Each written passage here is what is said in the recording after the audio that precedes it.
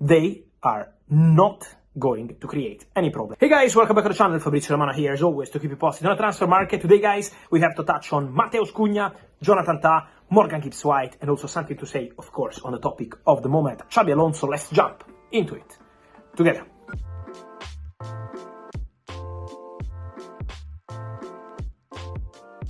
And so guys, it's important today to start the video by mentioning a confirmation of something I've already been telling you in the recent days. I told you in a specific video here on the channel that on Sunday that Bayer Leverkusen will not stand Xabi Alonso's way in case he decides to go to Real Madrid. That's a clear agreement between Xabi Alonso and Bayer Leverkusen. If any of the clubs where he played comes and the coach decides to go, there is already a compensation fixed for Xabi Alonso, and Real Madrid are the club wanted by Xabi. Xabi wants to be the new Real Madrid coach. Then, can be this summer, can be in the future, but now, concrete possibilities, we know that, I told you several times, for Xabi to be the new Real Madrid coach already now, already this summer. And so today, the CEO of Bayer Leverkusen confirmed that they will not stand in Xabi's way. So, you remember what he said in February, March from Bayer Leverkusen, they were announcing they were sure that Xabi was going nowhere. And I think it was also fair to say that because Bayer Leverkusen wanted to protect the club, the player, the manager, all of them. But now the reality is that Real Madrid are there, that there are strong possibilities for Carlo Ancelotti to leave. Brazil want Ancelotti before the Club World Cup, as I told you. So the only case for Brazil is to go before the Club World Cup and to have Ancelotti in June. For Real Madrid, the number one candidate, number two, number three, number four, number five remains Xabi Alonso. The conversation between Xabi and Real Madrid is already ongoing. Xabi wants to go to Real Madrid. Real Madrid are willing to change, but still waiting for the formal steps. So we have to wait for that before saying, okay, it's done. Xabi Alonso will be the new Real Madrid coach. But for sure, Real Madrid are there. Xabi is open, and Bayer Leverkusen now is also official in terms of words from the club. What I told you a few days ago, they are not going to create any problem for Xabi Alonso to go to Real Madrid. Obviously, there's going to be a compensation. It's going to be a fee. My understanding, I'm working on that, is that could be around 50 million euros, but work in progress on that. But for sure, the way would be open for Xabi Alonso to go to Real Madrid.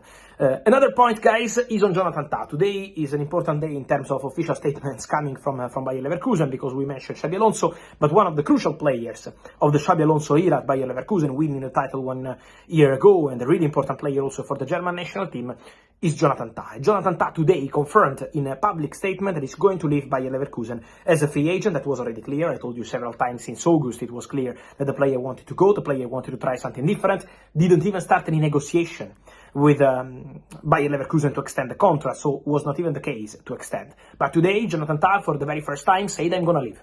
I'm going to leave as a free agent. I'm on the market. For Jonathan Tah, we know about the interest of Barcelona. Several conversations took place between the agents of Jonathan Tah and Barcelona. Same agents as Hansi Flick, a player that Hansi Flick knows, and so German connection. For sure, he's an option for Barcelona. But it's not a done deal as of today between Jonathan Tah and Barca. He's a candidate, yes, but the feeling is that Jonathan Tah was quite close to Barca when the expectation was for Ronald Araujo to leave the club in January and maybe go to Juventus. Then Ronald Araujo extended his contract, and now Barcelona have to decide what they want to do. Proceed, insist, close the Jonathan Tah deal, or maybe invest that money on a different position. That's why at the moment the Jonathan Tah deal is not completed between Barca and Jonathan Tah. There is also interest from England, interest from Italy, so Jonathan Tah is still one of the most interesting free agents available in his position, centre-back, big experience, important centre-back, and so for sure there will be movements for Jonathan Tah, who today announced his intention to leave Bayer Leverkusen. Then, guys, we move to Manchester, and one of the big stories of the day, we knew about the interest, we knew about his name being on the list at Newcastle, at Manchester United. Both clubs wanted him, but now, today, we can say that Manchester United are leading the race to sign Matheus Cunha from Wolves. Matheus Cunha signed a new deal at Wolverhampton in January, 62.5 release clause million pounds, so that's the release clause. So no need to negotiate with Wolves. Maybe they can talk about the clause structure and all of the payment terms, all these sort of things. But in terms of agreement, the agreement has to be done with the player, not with the club in this case, because there is a clause. And I can tell you that these days, in the last 48 hours, Man United had fresh contacts with the agents of Matheus Cunha. And it's been really positive, because the project explained by Manchester United to the agents of the player, the feeling between Matheus Cunha and Ruben Amorim is excellent. Someone is telling me that there was some sort of great connection between Man United, between the club, between the coach, and between the player. So it was a very positive contact between Manchester United and Cunha, and today, because of this meeting, we can consider Manchester United ahead of Newcastle and also of the other clubs interested in Matheus Cunha. He was a dream target for Nottingham Forest, who are still fighting for Champions League football. He's been in the list of Arsenal in December, but then they decided not to proceed. Now, Man United are leading the race.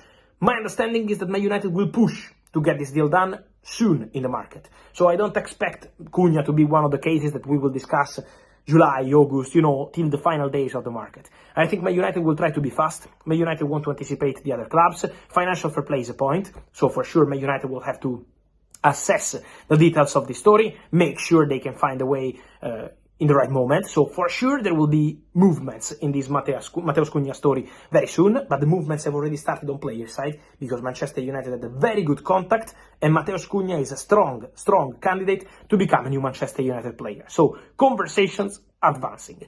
And then guys, on the other side of Manchester, remember the name we already mentioned, and we keep insisting, of Morgan Gibbs-White for Manchester City, because for sure he's in the list at Manchester City. He's quite high on the list at Manchester City, a player really appreciated by those at the club.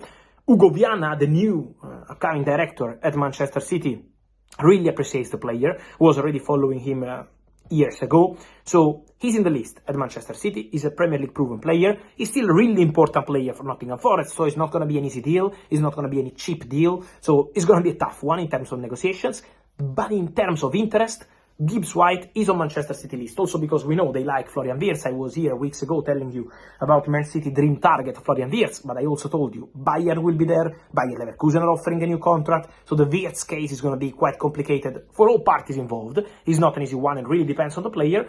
In terms of different targets still on the list and appreciated, Morgan Gibbs-White is there. His agents are also aware of the interest from Manchester City. We really expect the City to be busy in the summer transfer window, so it's going to be an interesting topic. A really important point is going to be how much Nottingham Forest want for Morgan Gibbs-White, because Nottingham Forest, of course, will play European football. They will fight to play Champions League football. So Nottingham Forest are in a fantastic moment of their history, and they are not intentioned to accept any normal bid or cheap bid for Morgan Gibbs-White. But for sure, Man City are interested. So let's see what happens there. But Pep Guardiola will have, for sure, a new attacking player in that position in the summer transfer window.